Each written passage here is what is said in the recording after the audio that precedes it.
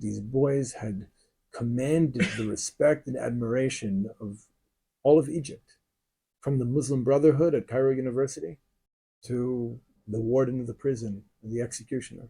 The 8th of Nisan is the Yom Petirah, the Yurtzeit. It's the date that the two Eliyahus left our world. Eliyahu Bet-Zuri and Eliyahu Ḥakim. Two boys with the same name who could not be more different. Eliyahu Bet-Zuri was from an impoverished Ashkenazi, what we can call secular, disconnected from Torah family that moved around the country a lot. Very intellectual, physically not a very strong boy by most standards. Eliyahu Ḥakim, a little bit younger, from a Mizraḥi family, kohanim, very traditional, wealthy. He also liked to, party in the hottest clubs, Haifa, wear designer clothes. Right? Two very different boys with the same name. They're known as the Two Eliyahus. And they both find their way to Leḥi, the fighters for the freedom of Israel, the Stern group, right, in pre-state Palestine, British Mandate Palestine. And at a certain point, Eliyahu Bet-Zuri is recognized for being one of the most articulate spokespeople of Sternist ideology. Someone who's able to really articulate and properly give over Sternist principles, Sternist politics, how we understand the situation in Palestine, what our relationship should be with the Arabs here, why we're fighting the British, what we hope to achieve, why we're so violent, why it's necessary when waging an armed struggle against a colonial power. Eliyahu Ḥakim had to really prove himself. He wasn't taken seriously at first.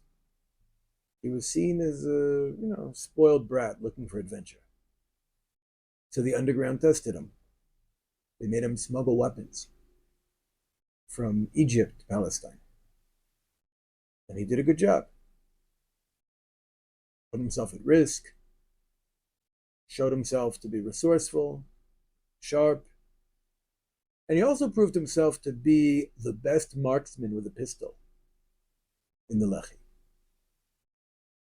So these boys are selected to travel to Cairo and to assassinate Lord Moyne, the highest ranking British official in West Asia, a member of Churchill's war cabinet. Now, it's true that Lord Moyne was an enemy of the entire Zionist project and was perceived as an enemy by the Jewish community in Palestine. But that's not why they were instructed to kill him.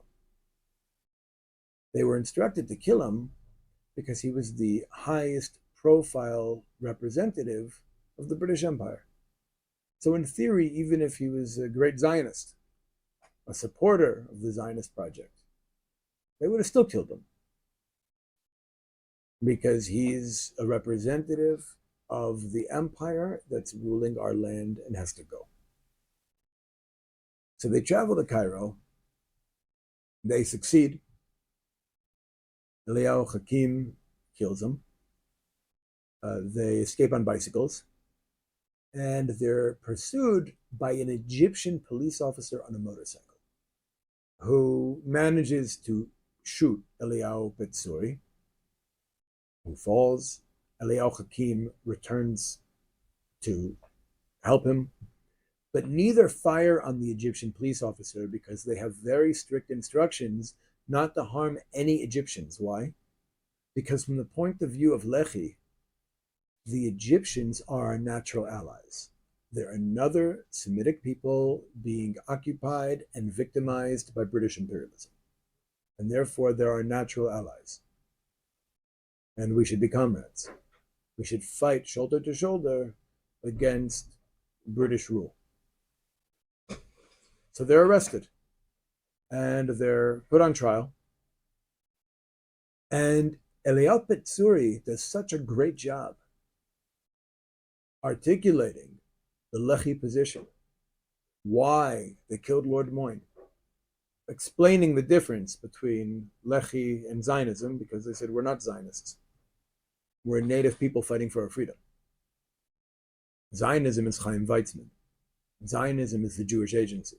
Zionism is David Ben-Gurion. Zionism is Zev Jabotinsky. We're not Zionists.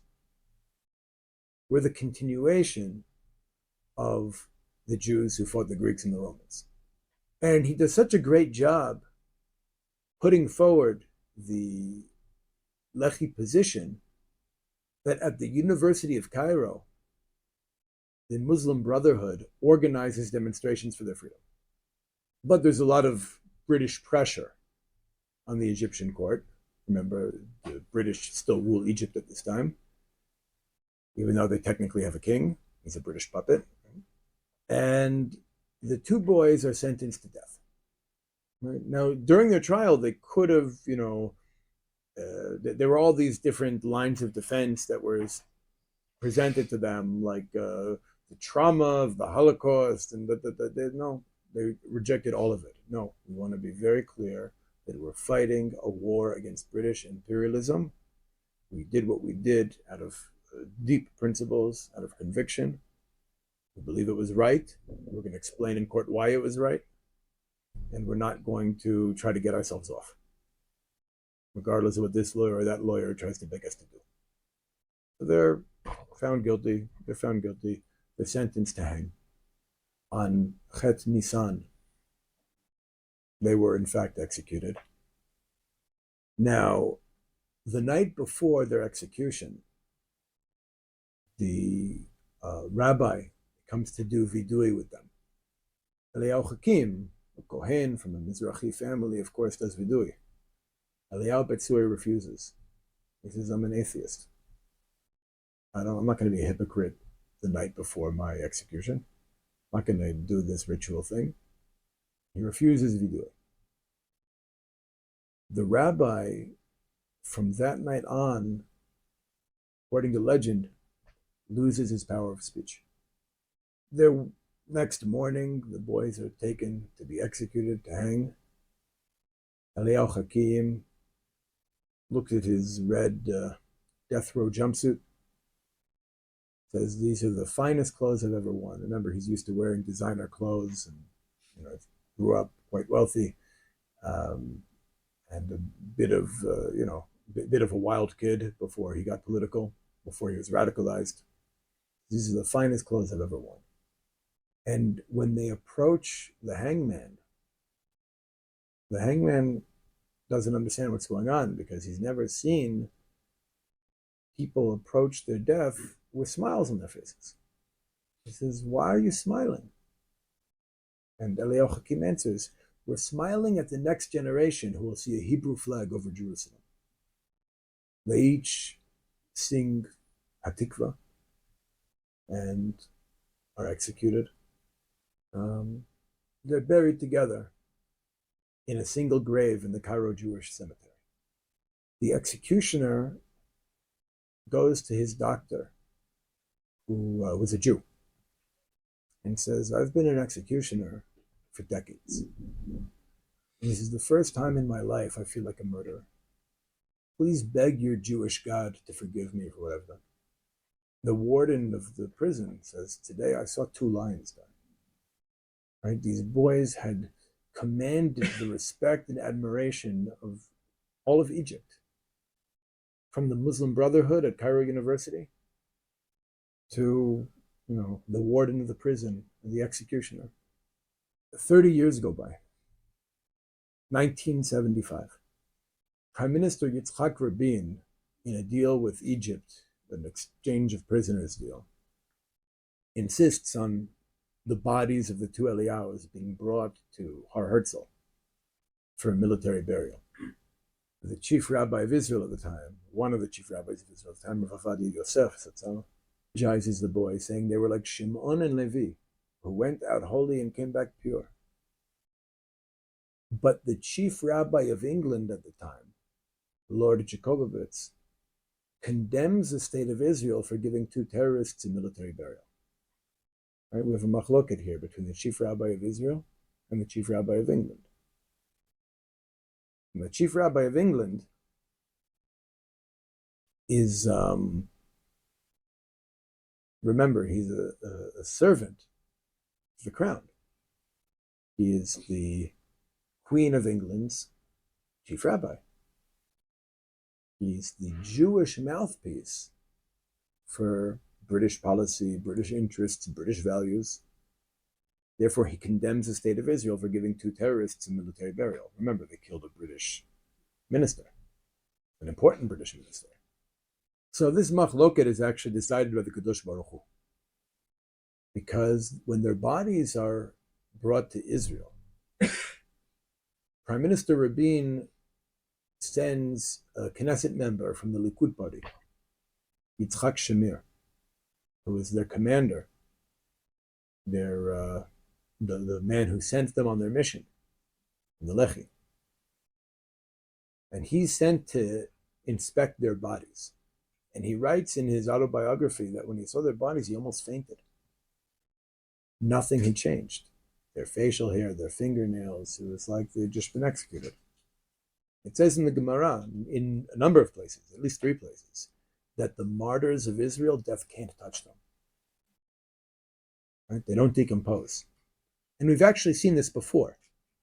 Following the Bar Kokhba revolt, the Romans refused to allow us to bury our martyrs, the soldiers of Bar Kokhba who fell in that war around Beitar. We weren't allowed to bury them for over a decade. In fact, one of the things we celebrate on Tu B'Av is the fact that we were able to finally bury them. And what did we discover when we were finally able to bury them? They hadn't decomposed. None of Bar Kokhba's fighters had decomposed. Over a decade, lying out in the hills of Judea. In the summer, in the winter, their bodies were like fresh. They just been killed. And I know this is true because our sages added a bracha to Birkat HaMazon as a result. Hatov u'Meitiv. Right? They made Birkat HaMazon longer. And they wouldn't have done that if it wasn't true. Right? You don't just go and make Birkat HaMazon longer. Right? They made Birkat HaMazon longer to thank the Kadosh Baruch Hu for Bar Kokhba soldiers not decomposing over a decade. Right? So we saw the same thing with the 2 Eliyahus. They hadn't decomposed. So Hashem resolves the machloket between the chief rabbi of Israel and the chief rabbi of Queen Elizabeth. And they're buried at Har Herzl. They're given a military burial. And what they did, I think it's important when we think about the 2 Eliyahus. Very inspirational story. It's inspirational for us because it partially cured us of fear. It inspired more and more young Jews to participate in the struggle for freedom. Actually, one of the things that happened as a direct result, I'm sure this will come as no surprise, the official Zionist leadership reacted to this with fear. Right? And what did they do? They had to show the British they're cracking down on the terrorists. Right? Ben Gurion, Mapai, the Haganah, the Palmach, they had to show the British we're serious about fighting terrorism. In fact, I remember during the Second Intifada, some of the voices of Hasbara, like the pro-Israel advocacy community, would talk about how we want the Palestinian Authority to crack down on Hamas just like Ben Gurion cracked down on the Jewish terrorists, right? Like that's the dogma you want people to follow? That was good. But it's interesting what happens with the Haganah. They don't go after Leḥi. They go after the Etzel, the Irgun Tzvai Leumi. And they initiate what's called the Saison, the hunting season, where the Zionist leadership and their militias go after the Etzel. They hunt down the Etzel. So the question is, why are they hunting down the Etzel if the Leḥi is the one that did what caused the British to scare the Zionists into hunting down the Jewish underground? Why are they going after the Etzel? Two reasons. Number one, unlike the Leḥi, which had no real political party, at that time they had no political party. In the first Knesset they have a political party, but at that point they had no political party. They're not a political rival to Ben Gurion. Whereas the Etzel is. The Etzel is kind of connected to the revisionist party. Menachem Begin is somewhat of a political figure. He's seen as a rival to Ben Gurion, just as Jabotinsky was seen as a rival to Ben Gurion. Also, they're decidedly on the right. Leḥi is left. Actually, to the left of Mapai, to be honest. What the Leḥi did, what we can say that Sternism, Sternist ideology, is the application of Leninist principles and Leninist political education applied to Jewish identity and Jewish history as we really understand it, like according to the worldview of Rav Kook, right? Taking the like hashkafa of Rav Kook and adding a Leninist political orientation. Very interesting in and of itself. I think that's a good way to understand Sternism. So they're perceived as left, even though they're fighting, right? Meaning sometimes with Jews, just because of how complicated Jews are, we often perceive the Jews who are more militant or violent on behalf of Jewish interests as automatically being right. Like it's very interesting, by the way, something to think about, that in the United States even, right? Like the more militant a Jew is on behalf of Jewish issues, the more right he is perceived to be on the Jewish American political spectrum. And also the more a Jew plays up his Jewishness, like emphasizes the uniqueness of his identity, the more right-wing he'll be perceived on this like very superficial, linear American Jewish political spectrum. In the Black community, it's reversed. Right? Like Malcolm X is perceived to be to the left of Dr. Martin Luther King. Right? The Black Panther Party is obviously to the left of the NAACP. Meaning in the Black community, the more militant one is on behalf of Black rights, the more left they are. And the more they're willing to kind of tone down the uniqueness of their identity, the unique features of their identity, and just try to fit in, assimilate into mainstream white America, the more right they are. And in the Jewish community, it's completely the opposite. We have to ask ourselves why. It's a deep question. Right? Like sometimes I ask my students, is Magneto to the left or the right of Professor Xavier? And if you ask a Jew that question, he'll say, Magneto's to the right. But if you ask people in the Black community in the United States, is Magneto to the left or right of Professor Xavier? He's to the left. I don't know if that metaphor is lost on anybody here. I don't know if everybody knows the metaphor, but okay. But it's Google it. But on the 8th of Nisan, which is going to be coming up during Ben Zmanim, I think it's important to remember the Two Eliyahus and their contribution to our freedom. In case anybody's wondering, the reason why the Haganah and the Palmach and the Zionist leadership do not go after the Leḥi, two reasons I said one of them, because of the political threat that the Etzel represented that Leḥi did not represent, number one. But number two, Menachem Begin, and this is not a bad thing, this is kol hakavod lo. Like he I think this comes from a very, very true place.